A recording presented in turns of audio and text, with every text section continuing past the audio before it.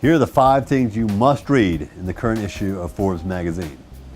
Number 1, our cover story, and our cover subject, Meg Whitman, sitting down for the first time since taking over HP a little over a year and a half ago.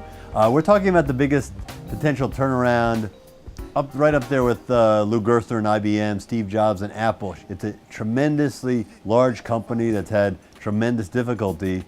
Is she up for it? Writer George Anders spent a lot of time with her and opens a window into whether Meg Whitman can turn around HP. Number 2, the package that goes with the Whitman story is the 100 most powerful women package. It's the 10th time we've done this list, and every year it gets better. And this year we have just amazing stories, amazing photography. We have a portfolio of millennials with older mentors and some in-depth profiles in terms of who's moving on the list and people you haven't met before. Number 3 is somebody I guarantee you've never heard of. His name is Doron Kempel. He's a very successful tech entrepreneur, sold his last company for $200 million.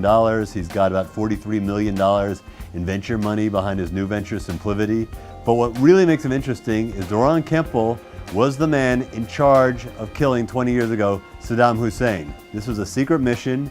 We're revealing for the first time here in the States. And Kempel, now that he's added, kind of talks about what was similar about that secret mission that he performed for kind of the Israeli version of the CIA, and how that has translated into tech success. It's a real cloak and dagger story. It's Argo meets Wall Street.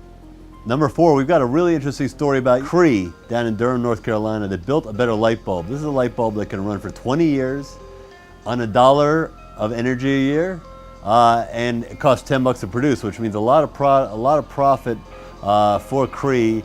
They will do over $1 billion this year in revenue, and more important, their market cap has doubled in the last year to $7 billion. So this is a true success story, American innovation, American ingenuity, and it's really paying off down in Research Triangle. And number 5, we have a story by a very talented writer about Nathan Myhrvold, who some people remember, he was Bill Gates' chief technologist back in the early Microsoft days.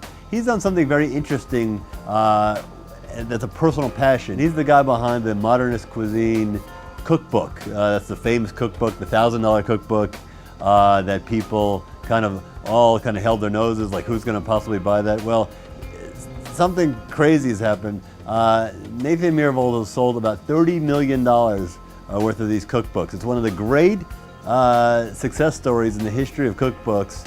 And this is somebody who has hundreds of millions of dollars. He does this for a passion.